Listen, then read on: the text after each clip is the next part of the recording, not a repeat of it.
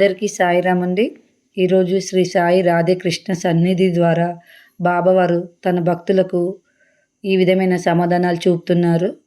ముందుగా స్క్రీన్ పైన కనిపిస్తున్న నెంబర్ల నుండి ఒక నెంబర్ని మనసులో కోరుకోండి. వారికి బాబావారు ఏ విధమైన సమాధానాలు చూపుతున్నారో ఇప్పుడు చూద్దాం. నెంబర్ 1 కోరుకున్న వారికి బాబావారు చూపుతున్న సమాధానము: నీ చేతులలో ఏమీ లేదని గుర్తించి శ్రీ సాయిని స్మరించు.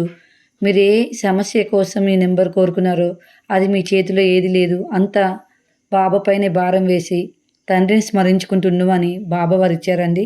శ్రీ సాయి నామస్మరణ సకల పాపహరణ. 2వ నెంబర్ కోరుకున్న భక్తులకి బాబావారు చూపుతున్న సమాధానం ఏంటో ఇప్పుడు చూద్దాం. శ్రీ సాయి స్మరణం వలన ప్రాయచిత్తం జరిగి ప్రయోజనం కలుగుతుంది. వేషం మిగిలి ఉంటుంది కానీ దాని నిమిత్తం శ్రీ సాయి పట్ల ప్రేమ కావాలి. మీరు ఏ నెంబర్నైతే తీశారో, ఏ సమస్య కోసం తీశారో, అది ఏ విధమైన ఆలోచనతో తీశారో దానికి బాబావారు ఈ విధంగా సమాధానం ఇస్తున్నారు. శ్రీ సాయి స్మరణ వలన ప్రాయచిత్తం జరుగుతుంది, ప్రయోజనం కలుగుతుంది. ముందు ఉండాల్సిన సాయి పట్ల ప్రేమ, నమ్మకం అని తెలియజేశారండి. నెంబర్ 3 తీసుకున్న వారికి బాబావారు ఇస్తున్న సమాధానము: సాయిని స్మరించు, జరగని పనులు జరుగుతాయి.